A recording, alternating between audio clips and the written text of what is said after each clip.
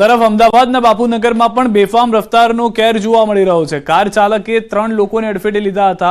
બેફામ કાર હંકારી ચાલક ફરાર થયો હતો। બાપુનગરની હરદાસ ચોકી પાસેનો બનાવ છે। મિત્રો સાથે ઝઘડો કરી ભાગવા જતા કર્યો હતો અકસ્માતમાં એકને ગંભીર અને અન્યને 2 લોકોને સામાન્ય ઈજા થઈ છે। અકસ્માતના લાઈવ સીસીટીવી ફૂટેજ સામે આવ્યા છે। ટ્રાફિક પોલીસે તપાસ હાથ ધરી છે। હું રાત્રે दूध लेवा जतो तो તે સમયે ગાડી આવીને મને આ રીતે ઉડાડી દીધો। ગાડીમાં કેટલા લોકો હતા એટલો મારા જોડે સમય જ નહોતો, કેમ કે અચાનક આવીને મારા જોડે બચવાનો પણ સમય નહોતો, એટલી સ્પીડમાં હતી। 4-5 लोग मतलब गाली गलौज कर रहे थे आपस में, तो हम लोग यहाँ बैठे थे। हम लोग वहाँ से खाली देखने जा रहे थे वहाँ पे, तो उसने अचानक पीछे से बैक करके गाड़ी जोर से मारा। तो 2-3 लोग गाड़ी बैठे थे, उनको भी इंजरी हुई है, पैर में एक फ्रैक्चर हुआ है। फिर वो आगे लेके गया, आगे से स्पीड में कम से कम 80-90 की स्पीड थी। हम लोग रोड क्रॉस करके इधर आ रहे थे, तो उसने हमको 4-5 जन थे, सबको एक साथ घसीट दिया।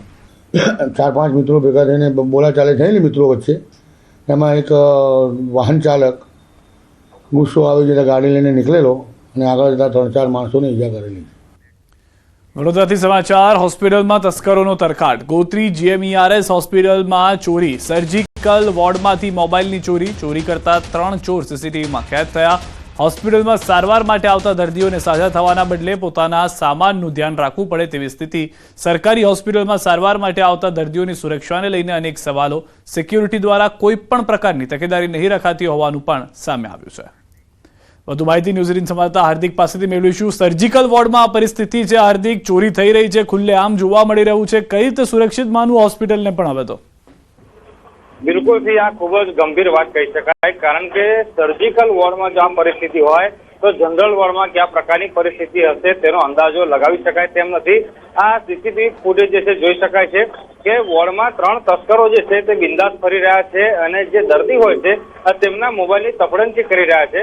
આ ઉલ્લેખનીય બાબત છે કે હોસ્પિટલના જે સિક્યુરિટી ગાર્ડ છે તેમની આ ગંભીર પ્રકારની ભૂલ કહેવાય, કારણ કે ચલો કોઈ વ્યક્તિ અંદર પ્રવેશી જાય, પરંતુ સર્જિકલ વોર્ડ જે છે કે જ્યાં ગંભીર પ્રકારના દર્દીઓ સારવાર લેતા હોય છે ત્યાં આ રીતે લવર મુછિયાઓ ઘૂસી જાય અને મોબાઈલની તપડંચી કરે, તે કેટલું યોગ્ય છે સૌથી મોટો સવાલ જે છે તે ઉભો થઈ રહ્યો છે। અને તમે કીધું પ્રમાણે કે આ સરકારી હોસ્પિટલમાં ગરીબ દર્દીઓ સારવાર માટે આવતા હોય છે, ત્યારે આ ઘટના પછી હવે ગરીબ દર્દીઓ પોતાના સ્વાસ્થ્યનું ધ્યાન રાખે કે પછી પોતાના કિંમતી સામાનનું ધ્યાન રાખે, તે સૌથી મોટો સવાલ જે છે તે અહીંયા ઉભો થઈ રહ્યો છે। આ કોઈ પહેલી ઘટના નથી, પરંતુ ભૂતકાળમાં પણ ગોત્રી જનરલ હોસ્પિટલ જે છે તે અનેક વખત આ જ રીતે વિવાદમાં આવી ચૂકી છે। સિદ્ધાર્થ, આભાર સમગ્ર માહિતી બદલ। તો હાલમાં આ પહેલા પણ વિવાદમાં આવેલી ફરી એક વખત GMERS હોસ્પિટલ જે છે તે વિવાદમાં આવી છે। આ વખતે કારણ ચોરી છે। રમજાનમાં નવા કપડાં લેવા સગીરે ATM તોડવાનો પ્રયાસ કર્યો। લિંબાયતમાં 17 વર્ષીય સગીરે ATM મશીન તોડવાની કોશિશ કરી, પરંતુ તેને સફળતા ન મળી। જોકે તેને ATM મશીને નુકસાન પહોંચાડતા મુશ્કેલીમાં મુકાયો। મશીનના કેશ ડિસ્પેન્સર અને પ્રેઝન્ટેટરની તોડફોડને કારણે 40,000નું નુકસાન થયું છે। ઘટનાના પગલે લિંબાયત પોલીસે યુવકને શોધી અટકાયત કરી છે। યુવકની ખરાબ આદતોના લીધે પિતાએ આ સગીરને ઘરમાંથી કાઢી મૂક્યો હતો। સુરતથી સમાચાર। ભુવાસળમાં વિદ્યાર્થીની આપઘાત મામલે રોષ। મૃતક વિદ્યાર્થીનીનું આખું ગામ આશ્રમ શાળા પહોંચ્યું છે। ગામ લોકોએ આશ્રમ સંચાલકો સામે સવાલ ઉઠાવ્યા છે। ઘટનાથી અજાણ રાખ્યા હોવાનો મૂક્યો આક્ષેપ। ઘટનાની ઉચ્ચ સ્તરીય તપાસ થાય તેવી માંગ। મૃતકના પિતાએ કહ્યું હતું કે હું અને મારી પત્ની શાળાએ પહોંચતા ફાંસો ખાધેલી હાલતના દીકરી બતાવી દીધી હતી। ખૂબ જ ઉતાવળમાં બધી કામગીરી કરી દેવામાં આવી હોવાનો પણ આક્ષેપ મુકાયો છે। દીકરી સાથે અચૂકતી ઘટના બની હોવાની પરિવારજનોએ આશંકા વ્યક્ત કરી। મૃતક વિદ્યાર્થીની તાપી જિલ્લાના મૌલીપાડા ગામની વતની હતી। ઘટના સ્થળે આદિવાસી રીતિ રિવાજ મુજબ મૃતકની આત્માની શાંતિ માટે પૂજા વિધિ પણ કરવામાં આવી। એકદમ આપઘાત જેવો મને છે ને બહુ એવું થઈ ગયું કે મારી છોકરી એવું કરે એવું નથી। મેં રાજી ખુશીથી છોકરીને મોકલેલી અને પછી અહીંયા આવીને મને એવું સાંભળવા મળ્યું તો પછી હું તો હોંશ જ ખોઈ બેઠો।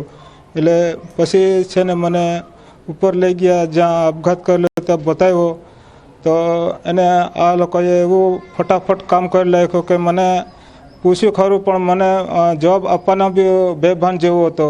એટલે મને વિચારવા બી મોકો નહીં દીધો આ લોકોએ। એટલે મને એવું લાગે કે આ લોકોએ છે ને ખરેખર મારી છોકરીને આમ તેમ દુષ્કર્મ કર્યો એવું લાગે। એટલે હું ન્યાય માટે એને છે ને જાણવા માગું છું। રાજકોટમાં 2 વર્ષના માસૂમની હત્યાનો ભેદ ઉકેલાયો છે. પતિ પત્નીના ઝઘડામાં માસૂમ બાળકનો ભોગ લેવાયો. 23 ફેબ્રુઆરીએ બાળકનો મૃતદેહ મળી આવ્યો હતો. પોલીસે સમગ્ર મામલે તપાસ હાથ ધરી. કહેવત છે કે છોરું કછોરું થાય પણ માવતર કમાવતર ન થાય. પણ કળયુગની આ માતાએ પોતાના જ બાળકની હત્યા કરી. પતિને શંકા હતી કે બાળક પત્નીના પ્રેમીનું છે, જેના કારણે પતિ પત્ની વચ્ચે ઝઘડો થતો. પતિએ બાળકને પ્રેમીને આપવાનું કહ્યું અને આરોપી માતાએ બાળકને કૂવામાં ફેંકી દીધો અને પતિએ હત્યા કર્યાની વાત ઊભી કરી. જોકે પોલીસે ભેદ ઉકેલી કળયુગી માતાની પોલ ખોલી. થોરાળા પોલીસે હત્યારી માતાને ઝડપી પાડી.